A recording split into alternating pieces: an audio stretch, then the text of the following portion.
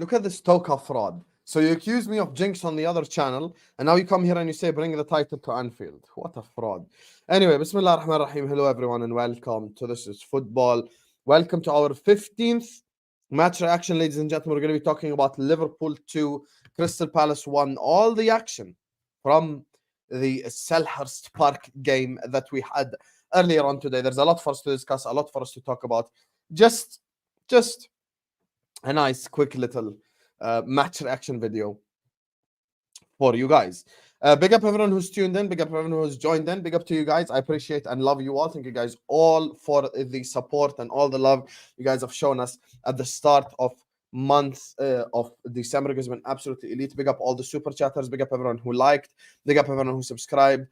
Make sure you guys are sharing the video everywhere. Hit that share button. Share it on all your social media platforms. Share it everywhere so we can keep spreading the word about This Is Football. Anyway, guys, we're here. We're here, Habibis. And we're here to talk Liverpool Football Club. We're here to talk results. Not really performances, but so the game today.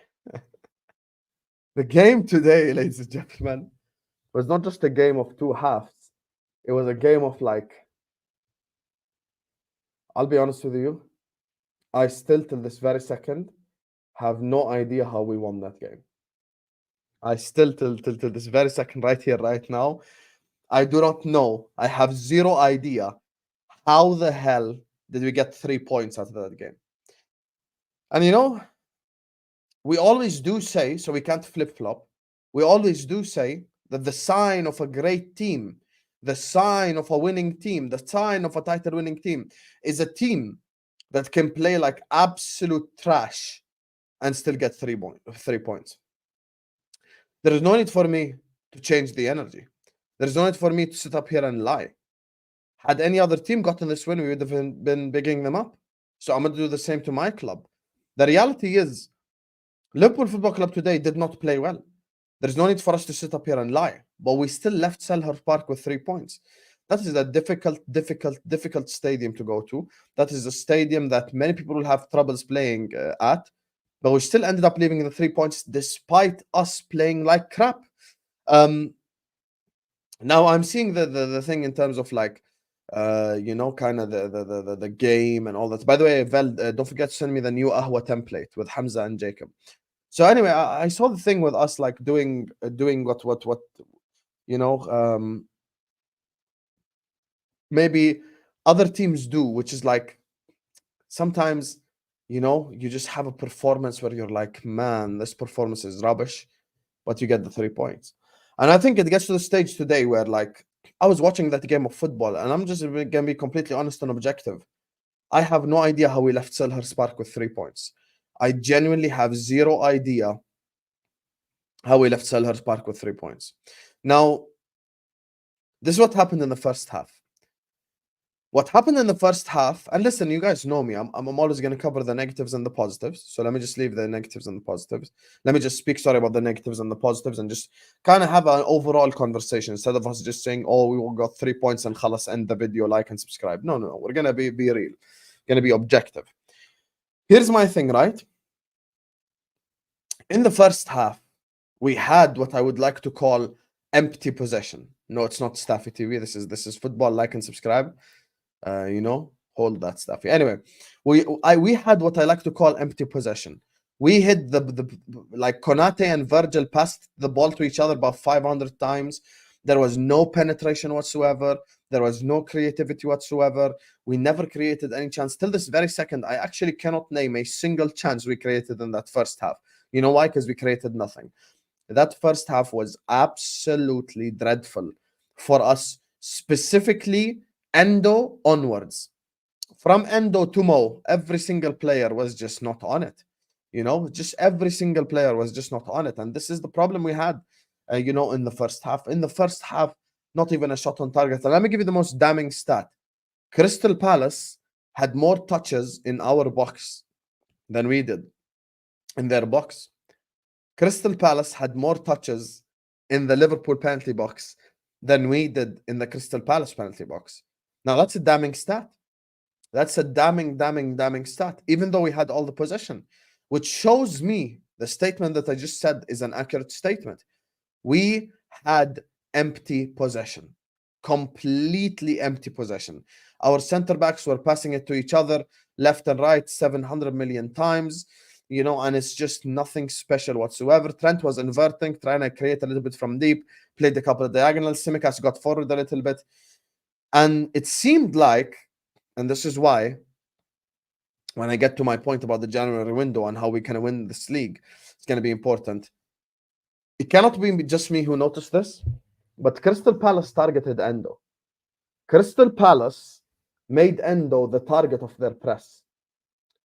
Crystal Palace looked at Endo and said, every single time Endo is going to get the ball, we are going to press Endo. And we have to be completely honest and objective. That is what Endo done in the first half. He got pressed. Now, this is not an agenda. This is not me just making up shit. I've given credit to Endo against Sheffield. I've given him credit against Fulham. Came on and was a massive substitute for us in all this, but he kind of almost became the pressing trigger.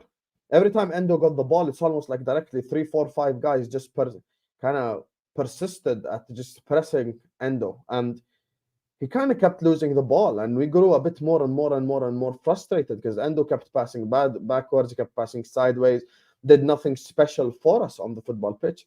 And that's why he was the first guy to come off. And actually, credit where it's due. Okay, thank you, Lauren, for letting me know. Credit where it's due to Jurgen Klopp, because actually his substitution was actually a very smart substitution.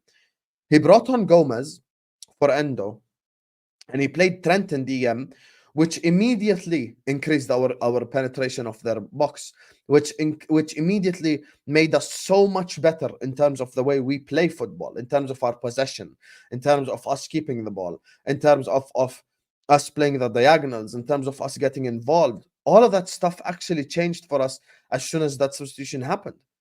Now, here's the thing. Gravenberch and Szoboszlai both dropped stinkers. And this takes me back, and I'm sorry to mention it again, but I will. All the people who turned on Alexis McAllister after he had a bad game or two are now the same people saying this is why we miss Alexis McAllister. And what did I tell you guys? When you all turned on McAllister and you all said McAllister should be benched and you all said McAllister should be dropped and you all said Curtis Jones should be the starting DM, Endo should be the starting DM, this guy should be the starting DM, blah, blah, blah, blah, blah. Now you see what Alexis McAllister is good for. Alexis McAllister is Mr. Fundamentals. Alexis McAllister, I'm aware, he has no skill set that he does at a 10 out of 10 level, but he has many skill sets that he plays at a 7 out of 10, at an 8 out of 10, at a 6 out of 10. I've called him from when he started playing for us. What did I say? From game one, I said McAllister is Mr. Fundamentals. He is a fundamentally sound player. He does everything that is needed on the football pitch. Press resistant, can pass the ball properly, can shoot at an okay level, not okay after the Fulham goal, to be fair, but can shoot at an okay level, can pass at an okay level, can cross at an okay level. This is why you need fundamentally sound players in your midfield. This is exactly why you need them. Players who can keep the football. Players who are very good in terms of keeping possession.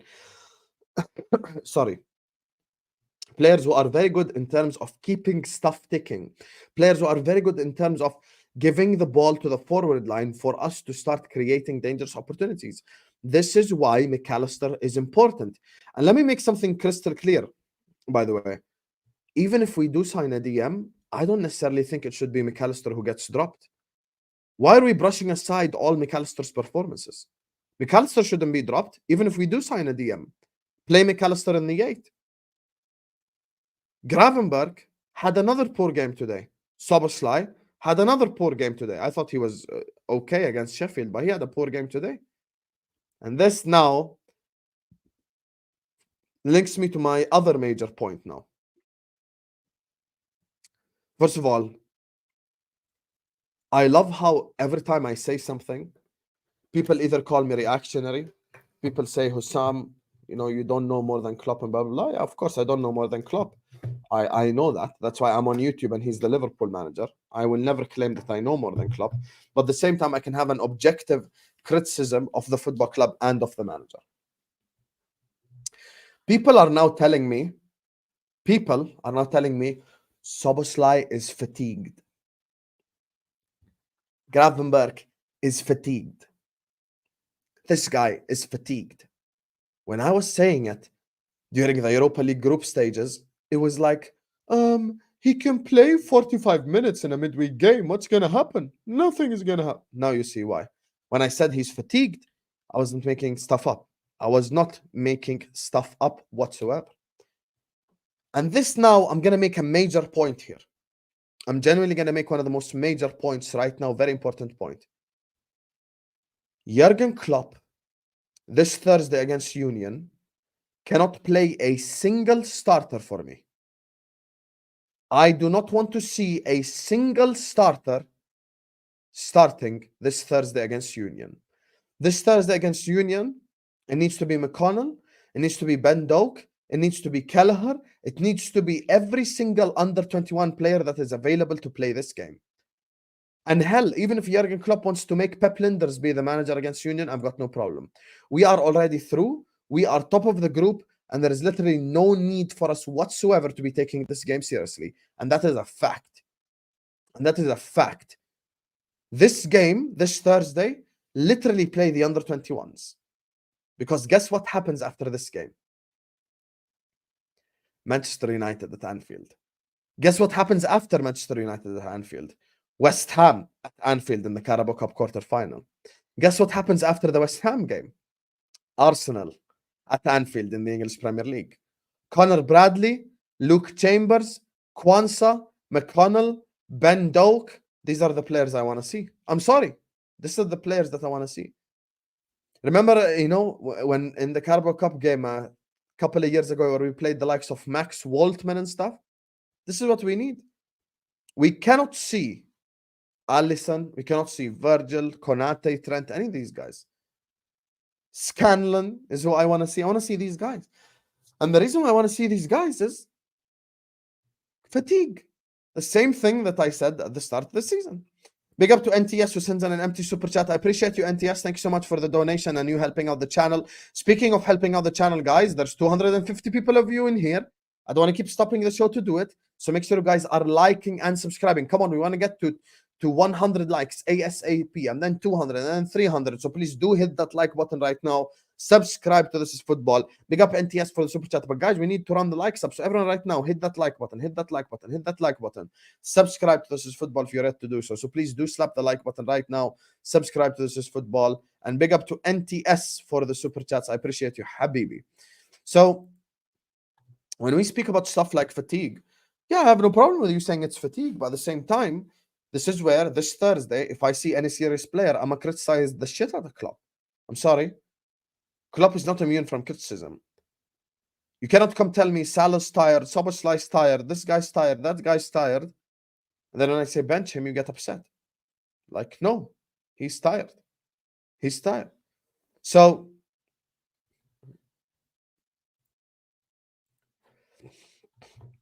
he's tired. So for me, it's just how it goes. It's just how it goes. People, we need to rest players. I need to give people time to recover and rest up because we have a very difficult 3-game run upcoming now next in December. Now, as when it comes to, you know,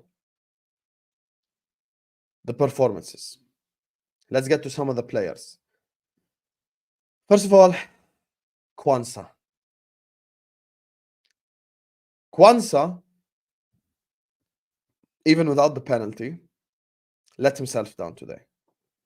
Gerald Quansah let himself down today. Gerald Quansah did not have a good performance even without conceding the penalty. I thought he did not play well at all. I thought he had a bad game. And even in terms of like keeping it ticking and stuff, he just didn't keep shit ticking. It just wasn't working out today for Quansah. So Quansah for me today, youngster, not ready for this level clearly. So it just didn't work out for him. Now, Wataru Endo. Not good enough for this level. not good enough for us trying to win the league, which is exactly why a DM is completely needed. If you guys really thought Endo is as good as you guys make out, then you simply would think Endo's good enough for us to win the league. But the reality is, he isn't good enough for us to win the league, which is why we need a DM. Endo's good for the Europa League, for the Carabao Cup, for the FA Cup, etc. But if I want to win a league title, I cannot be starting Wataru Endo. He got bullied. And one of the reasons why he got bullied is Szoboszlai and Gravenberch. And I'm not going to sit up here and scapegoat Endo by himself. As a matter of fact, I thought today Endo was actually better than Szoboszlai and than Gravenberch. I'll be completely honest with you. I thought Szoboszlai and Gravenberch, you could genuinely make the argument that they were actually the two worst players on the pitch. These two midfielders right here is today stinkers. Today, they dropped stinkers for me. Szoboszlai, non-existent. Gravenberch, non-existent. And speaking of non-existent, Luis Diaz. I'm beginning to feel a bit more and more worried. First of all, let me tell you why I refuse to scapegoat Darwin Núñez. Let me tell you.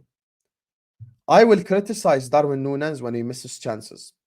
I will criticize Darwin Núñez when he doesn't take his opportunities. What I will not do is we don't give him the ball, we don't give him the chances, and then I criticize him, because I've always been fair. Now, with Luis Diaz, I'm starting to get a bit worried about Luis Diaz, because I feel like he's not really doing anything dangerous on the football pitch. He's not getting involved enough. He's not showing his creative side. He's not even shooting at goal enough. Getting the ball and then proceeding to do nothing with the ball is a problem. That is not a positive. That is a negative. Because you got the ball and you do nothing with it. That's the problem. With Darwin Núñez, had he missed a chance, had he missed an opportunity, you guys know me. I've been very fair. This season, I've completely changed my stance. I even said Darwin Núñez when I done my player ratings and stuff. I said, yo, he's been one of our better players, etc. But I will criticize him for missing chances, like I did against Forest, against Sheffield, sorry. I was pissed off when he missed his chances. But we didn't create him anything today. But when it comes to Diaz, you're getting the ball. You're supposed to be a sort of creative spark. You're supposed to be someone who gets involved on the football pitch, and you're just not doing that. Now, when it comes to Mo Salah on the other side, Trent is inverting into midfield. And with Trent inverting into midfield, it's now the job of Szoboszlai to try get Mo Salah the ball as much as possible. And unfortunately, Szoboszlai was unable to do that. And anytime Mo Salah got on the ball, you could see, even if he does not pass correct or shoot correct, he was trying to do something. I have a problem. And let me tell you why I have a problem, right? This is why I have a problem. Diaz, Núñez, and Salah started today. People will come on the channel and be like, oh, bring on Gakpo. If today Diaz, Gakpo, and Salah started, people will go like, bring on Núñez. If Gakpo, Núñez, and Salah started, people are going to say, bring on Diaz. You know why? Because they all ain't stepped up. They all ain't stepped up. And this is just the ultimate reality, guys. There is no need for us to scapegoat Núñez or scapegoat Diaz or scapegoat Gakpo, Jota, whoever. These guys have just been not good enough. The fact is, over the last 4 games, we have scored 4 + 1, 5 + 2, 7, 8 goals, and only one of them was scored by a forward. And it was a deflection, and it was today. It was Mo Salah. 1 goal out of 8 has been scored by a forward. And actually, Gakpo, when he came on today, he wasn't as forward as maybe we even thought when he first came on. He actually dropped a lot deeper. He was kind of playing a little bit maybe right wing back even for certain moments in the game. And he actually looked good. He gave us that creative spark, that little bit of penetration that we did not have. So there's no need for me to sit up here and criticize Núñez or scapegoat him, because I don't think we created him a chance for him to score. Other than a Trent free kick, maybe where he should have done better instead of trying to go under it. But other than that, there was no real creativity. And Elliot came on, and suddenly the creativity changed. Elliot was one of our better players, if not our best player on the pitch, even without the goal scored. Sometimes people think we rate players because of goals or assists or etc. Today, had Elliot not even scored the goal, he'd have got a very good rating from me. He'd have gotten a glorious match reaction from me because he done what is required. He came on, he changed it, he gave us something off the bench. And by the way, I see people already going like, oh, Elliot should be starting next game. No, he shouldn't. Sometimes playing your role is good for you, even for his confidence. Sometimes it's good. It's not always bad. It's not always bad.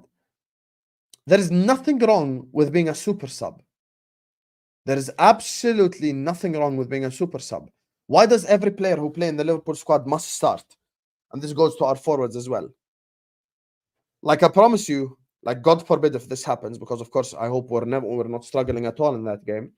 But next game, if we start Gakpo, Diaz, and Salah, Albert will come on at halftime and Mike, the two most reactionary ones, and go like, bring on Nunez.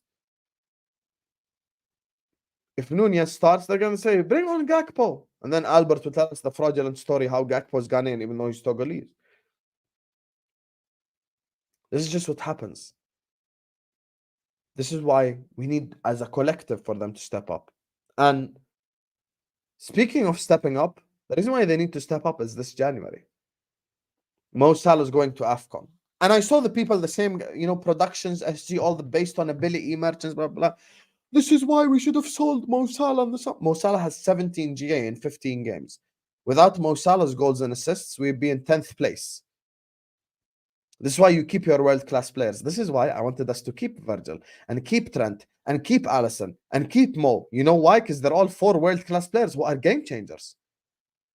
Had Liverpool sold Mo Salah and signed Jared Bowen, we'd be in 5th place or 6th place right now. We'd be where Man United are. And you'd all be asking questions. Don't forget that. And speaking of Allison, that save in the first half from Allison Becker. People are going to talk about the Anderson one, and I will get to it. But that save in the first half,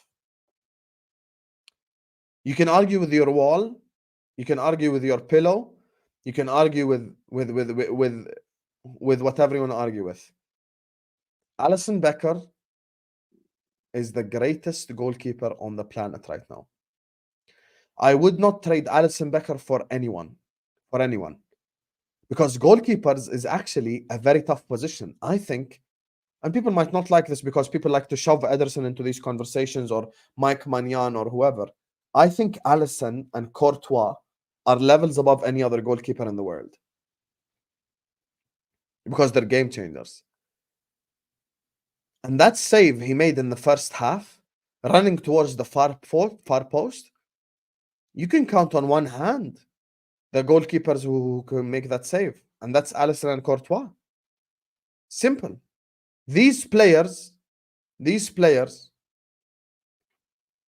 are the ones that you keep and that you rely on.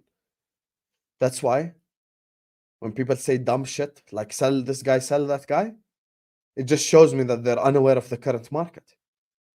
We know our football club, guys. There's no need for us to lie to each other.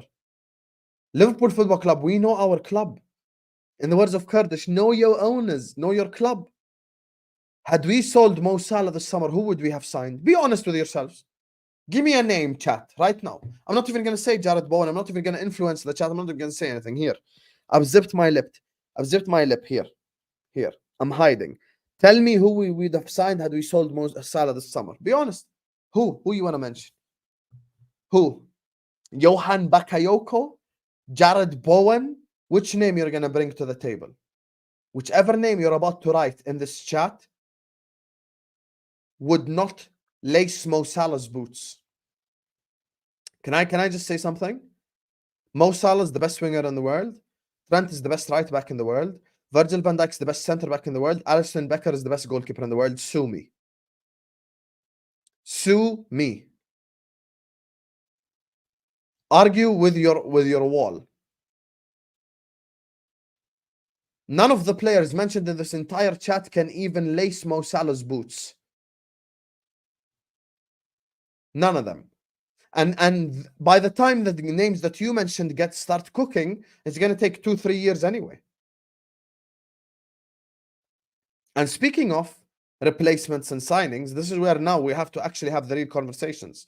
Big up everyone in the chat, by the way. Big up to NTS. Make sure you guys are liking and subscribing. Let me check if we're on 100 likes. Yalla, we want to get to 100 likes ASAP. This is going to be a match reaction. It won't be that long. I'm going to try keep it short and sweet, and we can just have genuine conversations about our football club. No agendas. We are at 103 likes. Big up to you guys. Keep liking the video. Keep subscribing. Share the videos everywhere. Show us all the love and support, Habibis. Now, Mo Salah has stepped up. Allison has stepped up. Virgil has stepped up. Trent has stepped up. Tsimikas, who deserves massive credit, has stepped up. Wataru Endo has stepped up. Can we have a real conversation despite us being top of the league? Are Fenway Sports Group going to step up this January? Last time we went into January top of the league needing a centre back, FSG give Jurgen Klopp, Ben Davies, Ozan Kabak. Now, this January, we need a centre back and we need the DM. You know why I will not trust these owners? Because they've given me no reason to trust them. And you know why signing 2 players is extremely important? Depth. Matip is out at the end of the season. FYI. I hope everyone knows this. Matip is out at the end of the season. You know who's also injury prone? Ibrahima Konate. You know what we cannot have? Relying on Gomez and Virgil to play every single game and then Europa League starts. This is the problem. Everyone has stepped up at Liverpool Football Club. And you know why the money excuse? I refuse to buy the money excuse. You know why I refuse to buy it? 3 months ago, you dropped 115 million on Caicedo. Don't try to convince me that you ain't got no money. You dropped 115 million of the Queen's finest at the time, the King's finest now, on Moises Caicedo. We know we have money. Please do not lie to us and tell us, convince us that we don't have money. Don't lie to us. We know that we have money. We've known all this time that we have money. Jurgen Klopp is saying which centre back is available. Jurgen, if you're doing it for PR, then well done. But if you're being honest, then you're full of shit.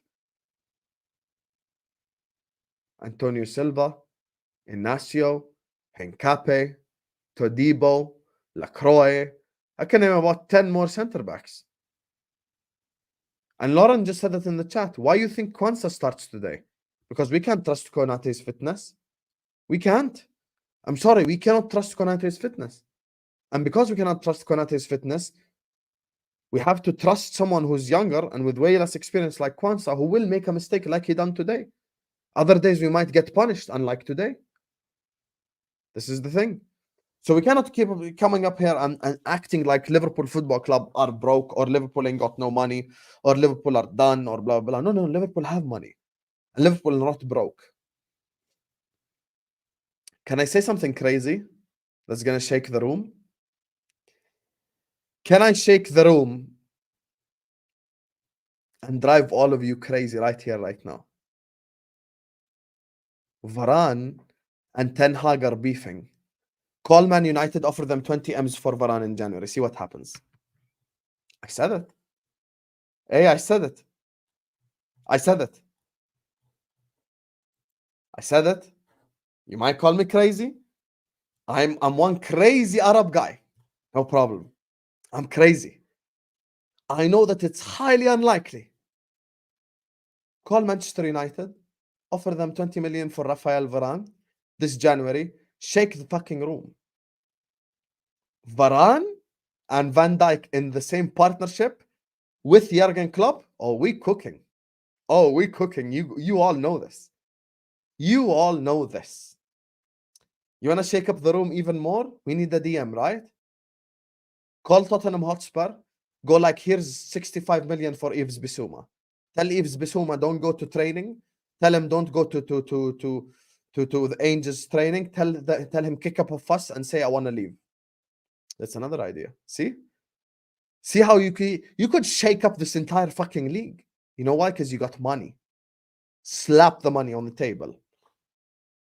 Bissouma, Szoboszlai, Gravenberg in the same midfield. Oh, we're cooking up some shit. You best believe that. Hey, yo, Yves Bissouma, don't go to training. Kick up a fuss. So Leave is forced to sell you. Pretend you're injured. Do something.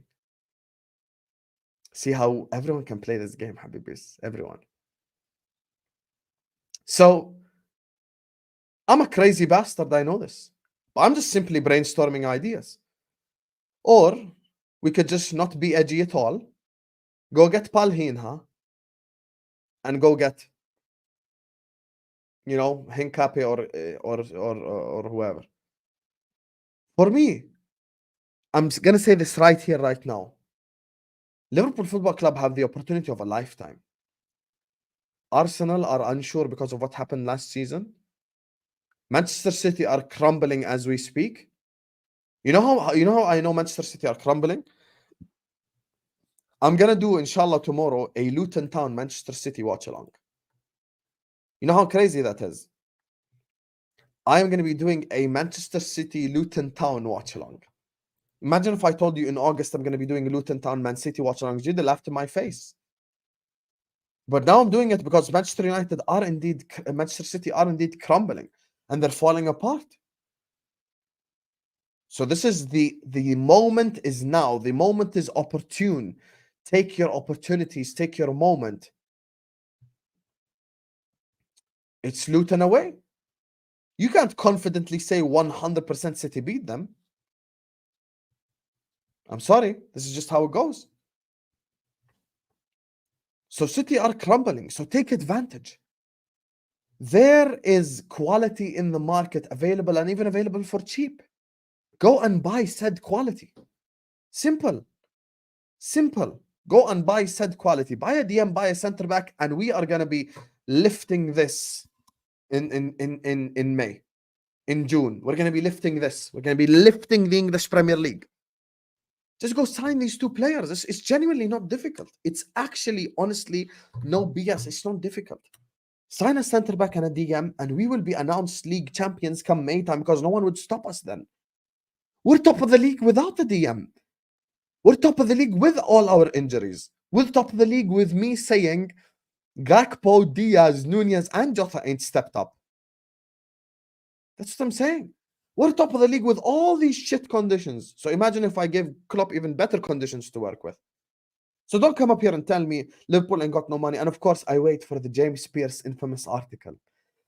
The reason why we won't spend money in January is because Liverpool are planning a war chest summer. To you, James Pearce. Fool me once, shame on you. Fool me twice, shame on me. Fool me thrice, shame on me.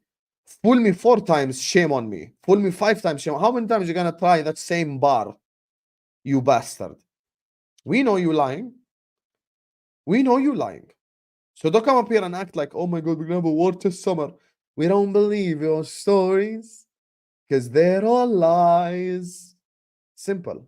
We know you're lying. Don't come up here and tell me, oh my God, we're going to have a war chest summer. We're sick of it. I had to shave my head bald because of Jude.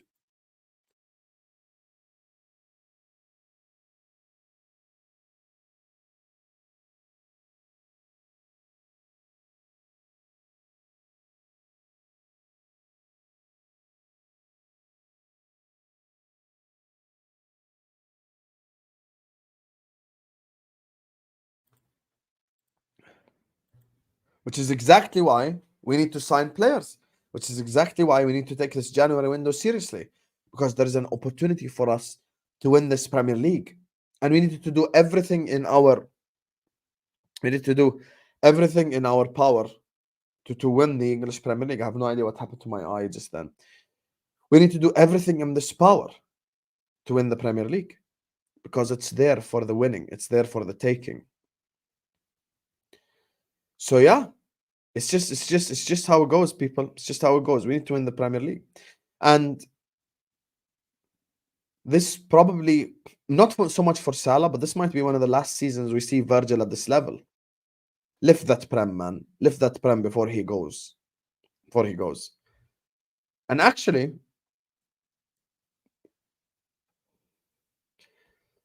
if Matip is out to the end of the season, then we could just get the Matip replacement in January. What are we waiting for? What are we waiting for? There's nothing for us to wait for, to be honest with you.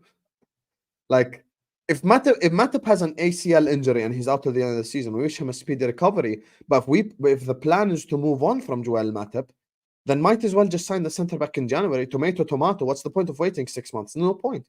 Let him get Europa League experience, FA Cup experience, play him in a couple of Premier League games, let him have experience. Nothing wrong with that. Absolutely nothing wrong with that. So for me, I'm just sat here saying that if we are to sign a Matip replacement, might as well sign him in January. And by the way, I'm going to say something that's mad.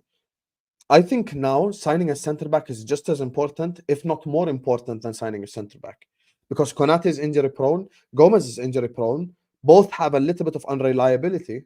So that's just Klopp there, that's just Virgil, there alone, which is why we need a centre back. So that's why might as well just go and get the centre back now instead of waiting for no damn reason whatsoever. There's actually zero reason for us to wait when you think about it. These next run of games right here are going to be very important for Liverpool's season. Manchester United come to Anfield. Everyone is expecting us to absolutely steamroll Manchester United, and rightfully so. We should be steamrolling them. I'm sorry, we should be. Everyone's expecting us to absolutely steamroll them, as we should. Then Arsenal come to Anfield. And also in between that, there's a sandwiched game. That's West Ham at home in the Carabao Cup quarterfinals. Now, we're literally 2 games away from a final at Wembley with no City, no Arsenal, no Man United, and no Tottenham Hotspur in that competition. So it's literally just Chelsea. And even they might not even be able to win it. So that's a trophy we can win. So it'll be very interesting, the rotations in the next 3 games. Be very interesting. I expect us to put out, of course, the most strong lineup we have against Arsenal. A very strong lineup against Manchester United. And West Ham will probably rest a little bit. But this is why I'm very constructive and objective and I criticize everyone. This is why this Thursday, Jurgen Klopp must literally put out a under-21s team against Union. We're already through. I'm thinking of not even doing a watch-along. I might just air the watch-along. Honestly, I might just air it. Because it's pointless. It's the last game of the group stages, and we're already through. And not just we're already through as top of the group as well. So there is nothing consequential in this game. Nothing consequential whatsoever. So because there's nothing consequential, you guys, I'm actually falling asleep as we speak, man. So I just had to wake up a little bit. Nothing consequential for this game. Khalas. And if you're talking about cash, that makes sense in the Champions League. That does not make sense in the Europa League. Europa League, you don't even get 10% the money that you get in the Champions League. So yeah, that's the thing. I might even air the watch along, to be fair. So yes, it is possible, BW, because all the youngsters you can play in the Europa League, you don't even have to register them. You're allowed to play them, regardless, without registration. And imagine, even without registration, you're allowed to play them. So yeah, I think we are capable. As things stand, are we capable of winning the league? I probably give us a 30%, 25% chance. If we sign a DM and a centre back this January, that chance becomes 75%, 80%. We become like, we're going to win this shit. So that's why, for me, these 2 positions are very important. And now we have to speak on Mo Salah. We have to. This is going to be in my final segment because I like to pay respect. First of all, before I even get to the last segment, massive shout out to Kostas Tsimikas, a player that's been disrespected on every Liverpool platform, in every Liverpool space, in every Liverpool conversation. Robertson's been out, and we haven't even spoken about Tsimikas. We don't even miss Robertson. That's how good Tsimikas has been. So congratulations to Kostas Tsimikas for recovering his form from 2-3 years ago where he was absolutely banging. And once again, he was one of our better players on the pitch today, yet again. Now, let me just for a second here, make sure you guys are liking and subscribing. Big up NTS for the super chat. Let me just say something quickly about Kostas, about Mo Salah. You know, it's been a very interesting journey with Mo Salah. Been a very interesting journey. I was one of the guys fighting for Mo Salah in Liverpool spaces where he gets disrespected by our own fans, by so many people who disrespect him in the online sphere because they get bullied by rival fans into forcing themselves to have a certain opinion just to look cool in front of others. All the based on ability merchants. Mo Salah, I think, has created the most big chances in the league. Take that for ability. Mo Salah has one of the most assists in the league. Take that for ability. Mo Salah has actually, as a 31, 32-year-old, gotten better. He's not gotten worse.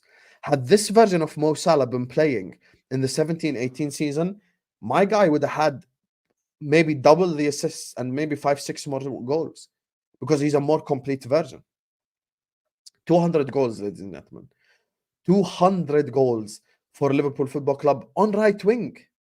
200 goals from the right wing position. Make no mistake. Mo Salah's making it normal for us to expect wingers to score 16, 17, 18, 19 goals. Before Mo Salah, and to be fair, Mane. But Mo Salah, of course, to a bigger extent due to consistency.